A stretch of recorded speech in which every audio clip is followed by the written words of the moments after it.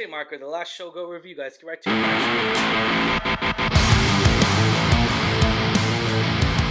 What's going on, Alamo City Movie Talk fans? As always, I'm your host, Ryan D. and Ryan680. I'm Angela, Ange. And this is Alamo City Movie Talk, guys. Thank you so much for making us a part of your day. You know what to do, guys. Like and subscribe. And do not forget to hit that bell notification to get notified for movie reviews like this one or trailer reactions and other movie stuff we got going on for you guys. So stay tuned. This year is been, it's been crazy and everything. We got a lot of award seasons upon us now. We got a lot of movie reviews, so we're going to be knocking them out as we go. So stay tuned, guys. All right, stay tuned for our other movie reviews like this one. And Angela, you're dressed up in a holiday sweatshirt, in a Christmas sweatshirt. Where are you going to? Yes, I'm going to my cousin's Christmas party later on today. Okay, nice. It has a little cat, has a big old Meowie Christmas. Love it. Yeah. Hopefully, people like it too. Not think I'm weird.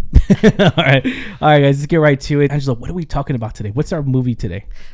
Today, that was an interesting one that popped up on our radar. It is featuring someone that I didn't think we would see the return of, and I'm pretty glad we have. Pamela Anderson. So this is her starring in The Last Showgirl. The Last Showgirl, guys, 2024, directed by Gia Bala, stars Pamela Anderson as Shelley, a veteran Las Vegas dancer grappling with the end of her 30-year career. The film explores themes of renovation, sacrifice, and resilience as Shelley navigates life beyond the spotlight.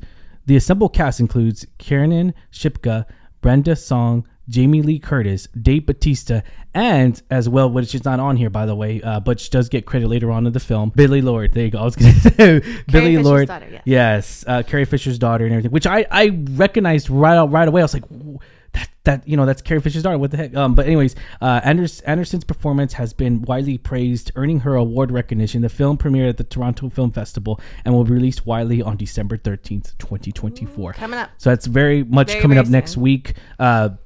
So for Angela, what did you think of this movie, knowing this is a film about a woman who's really having like at the very cusp of like a midlife crisis because the career is ending, everything's changing. There's a different show happening now. She's been in that career. What did you think as a woman? What did you think of this movie, or what did you take out of it? I think a lot of people, not just women, are gonna relate to this in a sense because she is, like you said, at the end of her career. Yeah. She's been at this showgirl place for 30 years and it's finally closing. So it's, she has to find work somewhere else.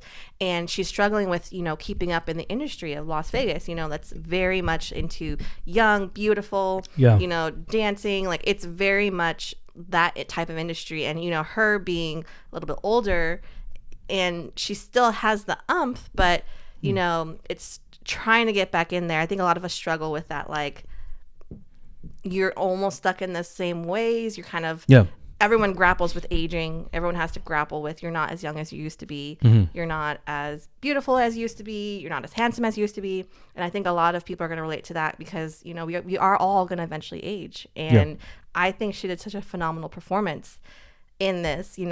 She's struggling to get back out there, try to find new work. Mm-hmm. And I think it's such a great story to tell for her. Yeah. I really liked her performance. I did. Now, I did love also the supporting cast. Brenda Song was a really cool face to see. I haven't seen her in a while. Yeah. I love anything Kiernan Shipka is. Yeah. She's great. And then also Jamie Lee Curtis was such a random one. And she was such a great, like, how you say, she wasn't necessarily a showgirl, but she was like almost like a server. A retired showgirl, now server. Yeah. I think she did so great. She's such a surprising face in this one. But her and Pam had that connection because they are older. Yes. And they are struggling to keep up with the younger girls in this industry. And I think they did such a great job together, but like also individually. Mm-hmm. I got you. Jamie Lee Curtis shines a lot in this movie, especially a lot of moments in this film where she really relies on the advice, sometimes even from Pamela Anderson. Relies a lot on her. Her character does, because she's going through her own crisis and everything, and knowing that she used to be a showgirl just like Pamela Anderson, but yet Pamela Anderson is still in that state. One of the things I did really recognize, of course, was the fact that Pamela Anderson's performance. I never would have thought I would have seen her in an Oscar race before ever again. Or really in the award way. I mean, not to say it's not to give credit when it's due, but it's a very shocking performance. I never thought I could see her really act in that caliber and that performing style and everything. Yeah, I haven't seen her in any. Yeah, and so and it's crazy because she's gotten a lot older, obviously, and she looks like it. Again, we and all then age. Jamie Lee Curtis has this chemistry with her that is just so good. It's so great. I mean, Jamie Lee Curtis is an a-hole in this film, and she does so beautifully. She becomes that character. We've seen her do that character so many times, and so like she does a great performance in here. Now, one of the other shocking performances in here, of course, was the one and only Dave Bautista in here. And if you remember Dave Bautista, he started off with just very late in his career, in the middle of his WWE career, going into filming, jumping back and forth. He wasn't like The Rock, how he started off when The Rock was at the prime time of a WWE, and then transitions into filming and everything. So knowing that perspective and everything, Dave Bautista, he shined a lot in this movie. Oh my God, he shined so good. Mm-hmm. He was very, very much better than I expected. And I think he's done such a great job breaking out from the role that he made him into stardom, like Drax the Destroyer. I think he did such a great job doing other roles besides that. And I see, even though he talked about, thank you for bringing that up, he talked about playing Drax. He's like, I want to play more serious roles, and this is definitely that style. A different acting caliber I never thought I could see out of him. I'll be honest. It's something different than like relying on his muscles, like The Rock. If you never seen, there's a film I think it's called Snitch, and it's when The Rock doesn't rely on his muscle. He gets beat up by like 8 kids, which is unrealistic. But still, the movie relies on the dramaness of his acting chops, of his caliber and everything. So definitely different. And we see that a lot here with Dave Bautista as well. Not relying on his strengths, relying on something that he never thought could reach. Same thing we got with Adam Sandler in Uncut Gems. I never would have thought Adam Sandler could pull that off in Uncut Gems. Oh yeah, and then he also came out with that other movie. I think it was about basketball. Yes, that other girl. Yeah, see, that was after Uncut Gems. So I was like, holy good. Oh, and also another good. role we're not really used to seeing him in, but great. So again, same thing with Dave Bautista. I think he did such a great role in this. You know, it's different than what we've seen him do. I know he's tried to kind of dip into like serious roles, like he did that M. Night Shyamalan I forgot movie about that one, like a couple years ago.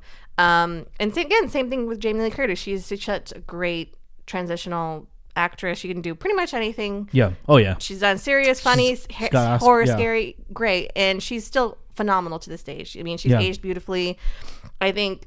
Also, again, I liked really seeing them mesh with the younger cast of Brenda Song, Kiernan Shipka, even Billie Lourd. I still love Billie Lourd. I can't believe we saw Brenda Song's Sweet Life. I was like, what the heck? Yeah, I was like, recognized right away. And I'm like, whoa, where have you been, girl? She, again, looks I can't wait to see. I want to see what, knowing that we saw her in this movie, I want to see her do more projects. I know. I really do. I really want to know what made her come back. And since she does such a great job, I want to see what she wants to do next. You know? Again, with the rest of the cast. Pam Anderson, again, we haven't seen her in a while. Yeah. And I want to see, now that we know that she's still got it, she's shining, what is her next project? What does she want to do next? Yes. So I can't wait to see what's next for the cast. What's going to unfold here. Now, with that, everything, with all that positive stuff we're giving, I have to say, though, the movie does take a lot of few dull moments that are just not as what I expected. And I expected to have more of a risk factor, more of a drama turning of events, and it really didn't happen. I expect a little bit more out of this movie, knowing where the drama, since the tone was going and everything. But again, I have to remember it's not an A24 movie, so but needless to say, I still enjoyed the film. It's just, I know it's not going to be everyone's style of filmmaking. Yes, there's a lot of excitement, thrilling mention action. that glamour thing you kept mentioning in the movie. The thing that bothered me a little bit, and it's not, I'm not used to it. Yeah. It's the way it was filmed, the editing, maybe like the filter was very too filtered. And I don't know. I don't really. It was very blurry at certain moments. Very blurry. And I get it when certain styles of the movie were like something's about to happen. Like you mentioned Sabrina, in the Sabrina series, they would do that sometimes. They wouldn't do it the whole. They would kind of like blur certain things to make an effect on certain scenes, but it wasn't the to whole make time. It more intense. To make it more. Yeah, we get that. But the fact is that it kept going on, and it was kind of.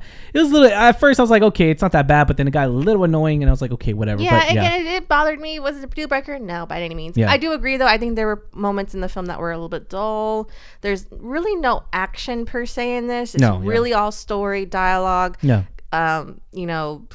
Conversations between characters, tension between characters. And it's not to say those types of movies aren't entertaining. I just think in this movie, maybe the flow wasn't as done very well, so it did kind of drag in some moments. Yeah. Which unfortunately, I wish it would have been done a little bit better, because again, I Same really here. like the cast. I really like the story that it told.